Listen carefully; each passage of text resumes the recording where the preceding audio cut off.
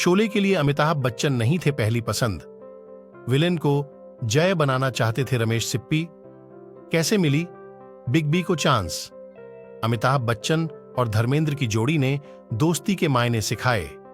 लेकिन क्या आप जानते हैं कि इस जोड़ी के लिए बिग बी मेकर्स की पहली पसंद नहीं थे?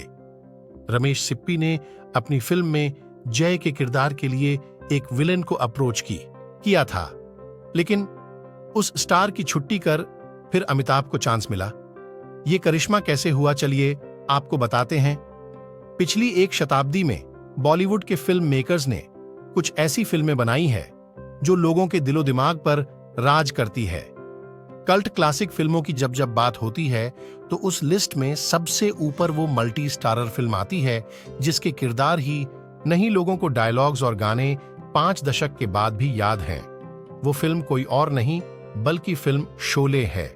गब्बर, ठाकुर, जयवीरू और बसंती वो किरदार जिन्होंने दिलों पर राज किया। आज फिल्म शोले का वो राज हम आपको बताने जा रहे हैं जिसके बारे में आपने कभी सोचा भी नहीं होगा। पिछली एक शताब्दी में बॉलीवुड के फिल्म मेकर्स ने कुछ ऐसी फिल्में बनाई हैं जो लोगों के दिलो दिमाग पर राज करती है। कल्ट क्लासिक फिल्मों की जब जब बात होती है तो उस लिस्ट में सबसे ऊपर वो मल्टी स्टारर फिल्म आती है जिसके किरदार ही नहीं लोगों को डायलॉग्स और गाने 5 दशक के बाद भी याद हैं। वो फिल्म कोई और नहीं बल्कि फिल्म शोले है। गब्बर, ठाकुर, जयवीरू और बसंती वो किरदार जिन्होंने दिलों पर राज किया। आज फिल्म शोले का वो राज हम आपको बताने जा रहे हैं जिसके बारे में आपने कभी सोचा भी नहीं होगा। अमिताभ बच्चन और धर्मेंद्र की जोड़ी ने दोस्ती के मायने सिखाए। लेकिन क्या आप जानते हैं कि इस जोड़ी के लिए बिग बी मेकर्स की पहली पसंद नहीं थे? रमेश सिप्पी ने अपनी फिल्म में जय के किरदार के लिए एक विलेन को अप्रोच किया था, लेकिन उस स्टार की छुट्टी कर फिर अमिताभ को चांस मिला। ये करिश्मा कैसे हुआ, चलिए आपको बताते हैं। 1975 की फिल्म शोले भारतीय सिनेमा में एक ऐतिहासिक फिल्म है। इस फिल्म ने न केवल बॉलीवुड में नए मानक स्थापित किए हैं बल्कि इसने सिने प्रेमियों पर गहरी छाप भी छोड़ी। सालों से शोल को एक फुल एंटरटेनिंग फिल्म के साथ फिल्म निर्माताओं के लिए बाइबल कहा जाता रहा है। संजीव कुमार, धर्मेंद्र, अमिताभ बच्चन, अमजद खान, जया बच्चन और हेमा मालिनी स्टारर शोले इन सितारों की फिल्मोग्राफी में एक आकर्षण बन गई। इसने अमजद को रातों रात स्टार बनाया। संजीव कुमार, धर्मेंद्र, अमिताभ बच्चन, अमजद खान, जया बच्चन और हेमा मालिनी स्टारर शोले इन सितारों की फिल्मोग्राफी में एक आकर्षण बन गई। इसने अमजद को रातों रात स्टार बनाया। फिल्म के लिए जब कास्टिंग चल रही थी तो मेकर्स धर्मेंद्र के साथ जय के किरदार के लिए एक हिट विलेन को कास्ट करने का प्लान कर रहे थे और इसके लिए एक्टर से बात भी चल रही थी। लेकिन फिर अचानक से अमिताभ की फिल्म में एंट्री हो गई। स्टारर शोले इन सितारों की फिल्मोग्राफी में एक आकर्षण बन गई।